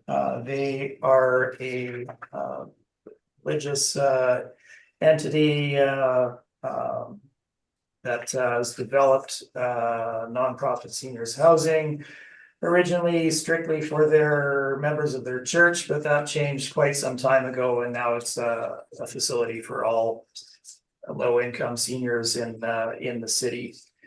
And the further detail, built in 1990, and we have a total of 28 one-beds, 29 two-bedroom units. So building improvements, we have some photos to show you. What I will tell you is it is built as a life lease in the first place in 1990. As a result, it does have significant additional common area that you wouldn't have in a typical market apartment. So the main floor contains a games room, entry lounge, library, boardroom, dining room with kitchen, an exercise room, offices for the building, etc. So very significant common area space that skews essentially the area per suite when you look at the city's calculations there with regard to floor area per unit, etc. Takes into account the whole area of the building. The photos begin on page 5, and you can see the units, well, in common area, page 6, the units on page number 7, they are fairly basic. They are in decent condition, but they are from their 1990 vintage. They haven't been upgraded. Everything is essentially of that time frame. Site is shown on page number 9 with vehicular access from a rear laneway, essentially. and the location in Transcona on page number 10. Skip forward to the valuation. And the rental charges that they designed for the property are shown on page number 12 there. So $836 for the 1 beds and a range of $997 to $1,065 for the 2 beds, giving you $606,332. In this case, they do receive a subsidy as a nonprofit. We have added in that rental subsidy to reflect that in the overall income that is essentially devoted to market rent, giving you a total of $624,796. What I will point out at this point is that comes out to $913 per square foot. Or sorry, the wrong hearing. $913 per unit per month. If we look at our previous property, also seniors, very similar type of property, built in the same year in 1990. We have $908 that we had assigned to the property, which it was charging itself, and the city had $925 for the property we're looking at here. The city has $1,023 now, so significant jump. I suspect that has a lot to do with the area per suite that the division of the model has done, assigning it a much larger area, which they don't really have. It's common area that's taken into account, which is essentially driving that rental rate up. So that's the background. We have gone with the gross rent, including that subsidy, as shown on page 13. And for the subject property, highly unusual, but it does have it, so we've included it in our value, is cell tower income. They have a cell tower because they're the tallest building currently in that immediate vicinity. So the cell tower located there, if there is a taller one that gets built, that can always move. So it's an unusual circumstance. It's revenue you wouldn't typically have for a property, but they do receive it. So we are reflecting it in our valuation. That's the $39,914. Let's move forward into expenses. In this case, they don't have higher vacancy than is typical, so we are okay with the 2.6% that the city has used in their valuation model. Our expenses, we've stabilized the 3 years for you at the bottom of the page. See how that is done. We've used 3-year averages where appropriate, where there are significant gaps or unusual circumstances. We've made adjustments where appropriate. Property taxes obviously are actual. Insurance tends to only go up over time, so that is also actual. And management, we've stabilized at the typical 5% of effective gross income, bringing the management expense down. This gives us a stabilized expense of $400,023. Now, if we were to use that particular figure, that would be 61.7% of effective gross income. This is too high, essentially. Is it actual? Yes, that's their actual expenses. So, as is often the case with nonprofits, the expenses that they actually incur are somewhat higher than market apartments. So that's what they actually would incur. That's what you would incur if you own the property. But for valuation purposes, we are going to defer to the city's expense allowance ratio of 49.46% in our analysis. So instead of 400,000, we have 320,731. But the expenses are higher. Capitalization rate. we exactly the same information, exactly the same discussion. And we have used the exact same capitalization rate. So if you skip forward to my page number 20, you can see all of this summarized adjacent to the city's value for 2025 and for 2023. So our rental income,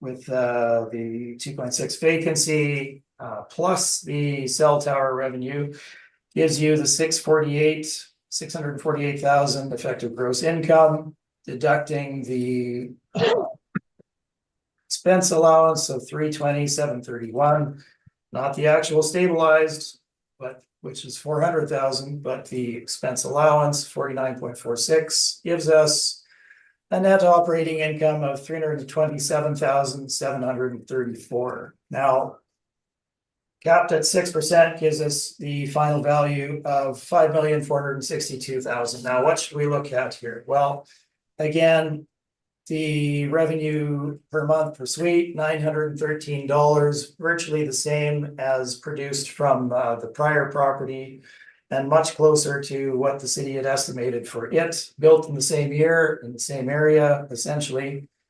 And we've used significantly lower than actual expenses and used the cap rate of 6% for all the reasons already discussed. So that is my presentation, and I'm happy to answer any questions you may have.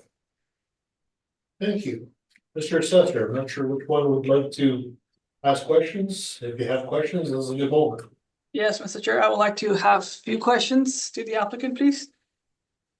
Go ahead, please. Thank you. Thank you. Mr. Smith, is this property a life lease, if I'm I correct? stated that it was a life lease, yes.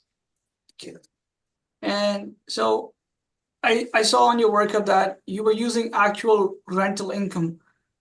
So would you agree that it's not, why would you use for a nonprofit an actual income? Well, many reasons.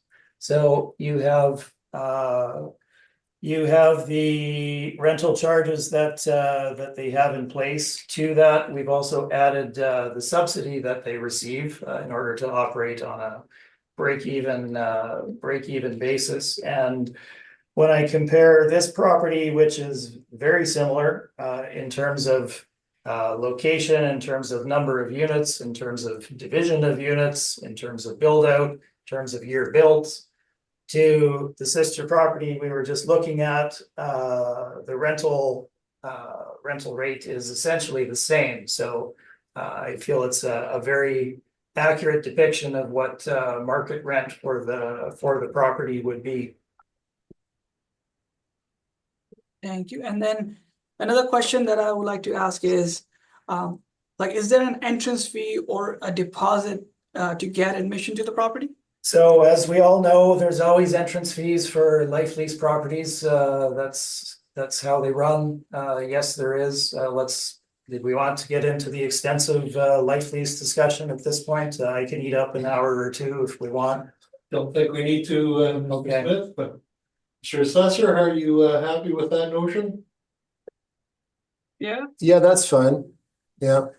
So just a question though, just piggybacking off of that, the way that life leases go is that when you, and other properties I've seen is the bigger entrance fee or deposit you put down, the lower monthly rent you pay. Is that the situation here? They have a standard amount that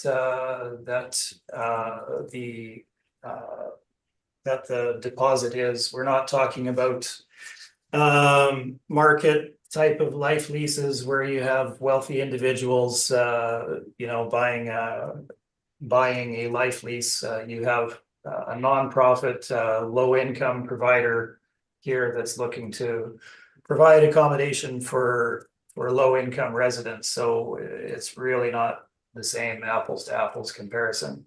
So the low income person who can't afford a normal apartment has to hand over like a deposit before they get into this building? Will they get that deposit back after they leave? Yes. Okay. So you're saying this is a sister building to another building on the docket. Why didn't you use the actuals for that property? I'm saying it's a very similar property to that property. Built at the same time frame, same use, same area, same type of suite mix, etc. You're speaking of DeSalvo. That's correct. I just asked, there are questions in regards to cap rates for not-for-profits that have already been asked, and this hearing apply to this property as well. Those are our questions. Thank you. Thank you very much, Mr. Barakis. Ms. Knight, do you have any questions for Mr. Smith? I do not. Thank you very much. Mr. Carlin, do you have any questions for Mr. Smith? No, no, thank you. And I think I am good for questions with respect to this, so unless you have summation, Mr. Rahan or Mr. Smith, I'm happy to move on to the next property. I'm fine, thank you. Thank you. Mr. Rahan, you okay? no. Yeah? No summation, Mr. Chair. Good, thank Thank you. you so much.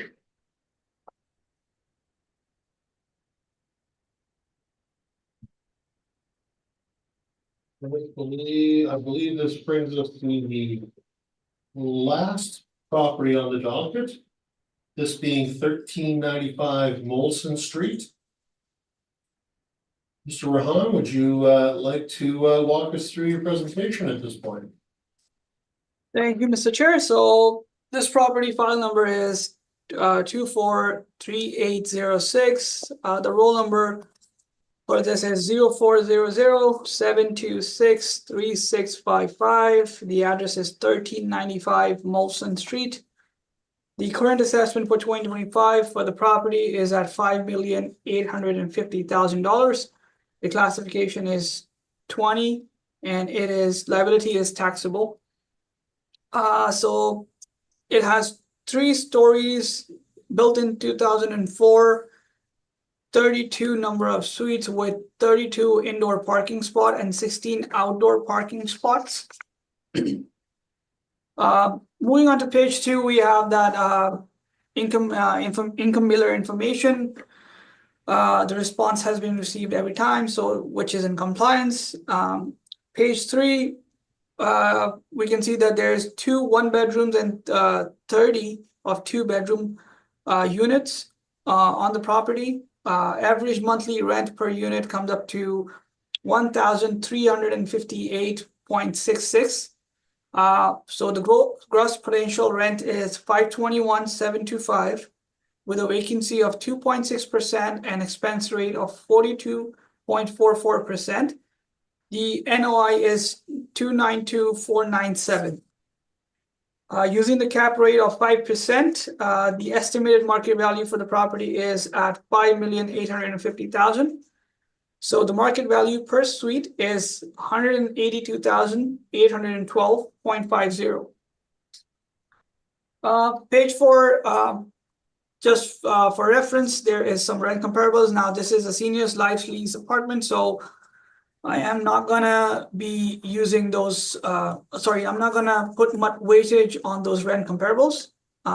So I have some CMSC workups here. Same thing, using the area of construction and the size. Now we can see that the rent is 106.95% of the model. Now moving on to the page 8, we have cap rate evidence as we've discussed before. Page 10, we have the municipal assessment excerpts. Page 11, if you can see that there was a building permit for new construction of 32 suites. And then page 12 is just information from the website for the property. And then on the last page, there's a statement of operations for the property. And then we just like to recommend to maintain the current assessment at $5,850,000 to the board. Thank you. Thank you very much, Mr. Rahan. Mr. Smith, questions for the assessor at this point? I feel like I should have some questions. There's been a lot of questions, but I will not ask any at this point. Thank you. Thank you, Mr. Smith. Ms. Knight, do you have questions? I do not. Thank you. Mr. Carlin, questions? No questions, thank you. Thank you very much. And so just so I'm understanding, this is a newer build and the price per unit or the value per unit that you're arriving at is over $182,000. Correct. Correct, Mr. Assessor? Yes, correct. And you're using a 5% cap rate. Thank you. I think that's what I need to understand. Thank you very much. Thank you. Mr. Smith, would you like to walk through your presentation? Yes, Please. thank you, Mr. Chair. So 1395 Molson. This is also a seniors nonprofit life lease. The difference here is it's not really for designed or for low income. It's really not the purpose of it. But it is indeed a nonprofit. The property photo, you've got the frontage on the cover of my brief. And we can get into the details of the property. So 2025 assessment, 5,850,000. C 2023 was reduced at the board from 5.7 million to 4,950,000. Our valuation for the property for 2025 is 5,444,000. Now, further detail there, built in 2004. We have a total of 32 units, not 31. 2 of them being 1 bed and the balance of them being 2 beds, so 32 bed units. Apologies for the typo there. The photos of the property begin on the next page. It is a bit newer, built in 2004, a little bit more modern, obviously, and a little bit nicer, and a bit more space in the units, obviously. So photos are there for you to see. I'm not going to go through them in any great detail. Further description is shown on page number 8. As well as description of the grounds, etc. The site is shown on page 9 and the property location on page number 10. So it's just to the west of Lajmoje Boulevard, somewhat south of Chief Peguis there on Molson. So what I will point out is that the tenants of this life lease facility cannot sell their properties for profit. They can't put it on the market. Their Remax agent can't then get them whatever they can on the market. That's not how this facility works. They have it for the term of their lease and get their deposit back at the end of it, and that's it. So there are no sales of the units, and there is no profit motivation there. So let's move on to the valuation. Ultimately, our revenue for the property based on what they receive is somewhat higher than what the city has. They rather receive 1,087 for the 1 beds and between 1,262 and 1,633 for 2 bedroom units, giving them a total potential gross rent of 564,099. Now this is, again, as I said, a little bit higher than what the city has, and we've used it in our valuation. Moving on to the expenses, we are in agreement with the vacancy assigned to the property for valuation. The expense allowance, if you look at page number 14, we have a modified, I will say, 3-year stabilization of the property. The 2020 information that was available did not include a significant number of the categories, as you can see. So in those instances, we made the appropriate adjustments, whether it be a 2-year average or the actuals or 5% of effective gross income. You can see how it was done. So 2022 expenses were just under 310,000. The stabilized amount comes to 250,000, lower than both of the 2 prior years. Our capitalization rate information remains the same. This is a slightly different circumstance, I would suggest.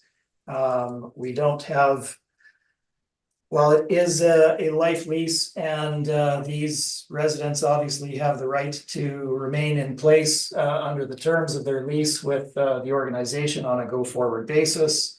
They're not paying a low amount of rent, which does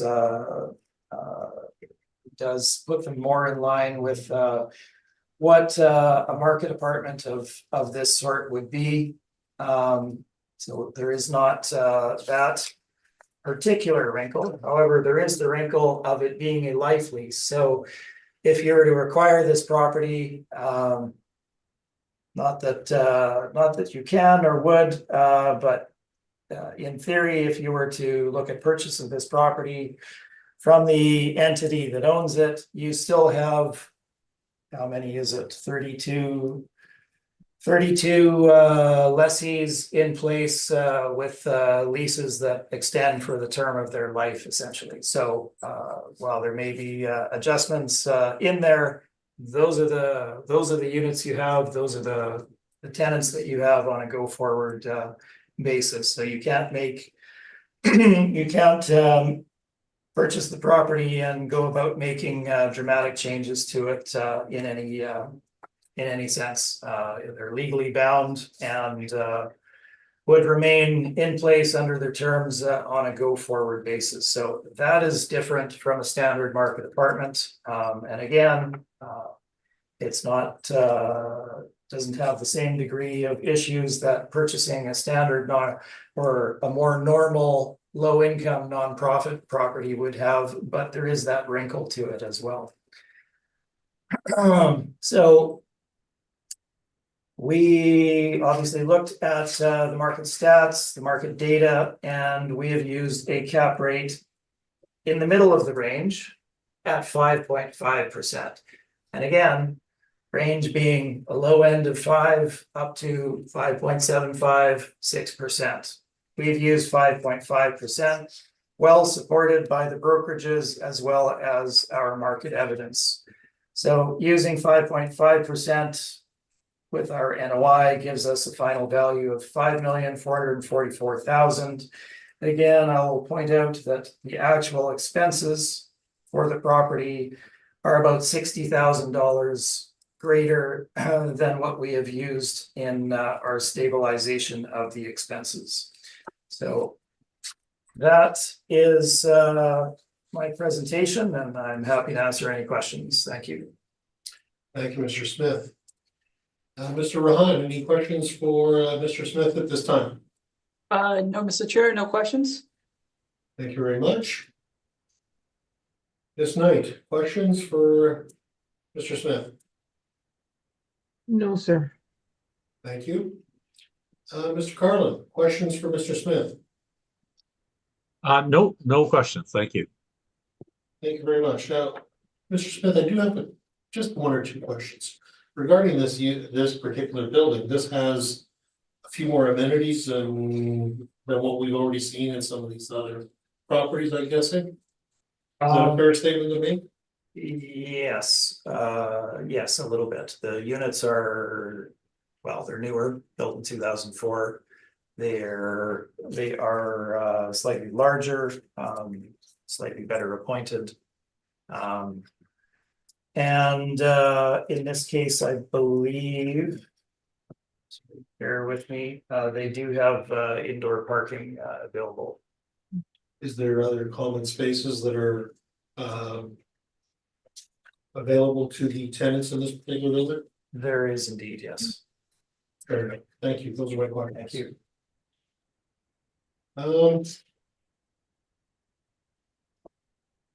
All right. Any summation, Mr. Rahan or Mr. Barakis at this point? No summation, Mr. Chair. Thank you. Thank you very much. Mr. Smith, any final words? No, thank you. Thank you very much.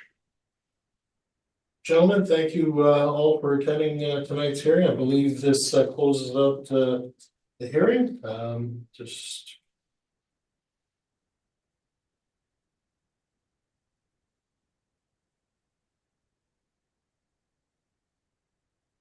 I think we've heard everything on the schedule and meeting is now adjourned. So thank you very much all for coming tonight. Thank you very much. Thank you for your time, everyone. Thank you. Have a good night. Thank you.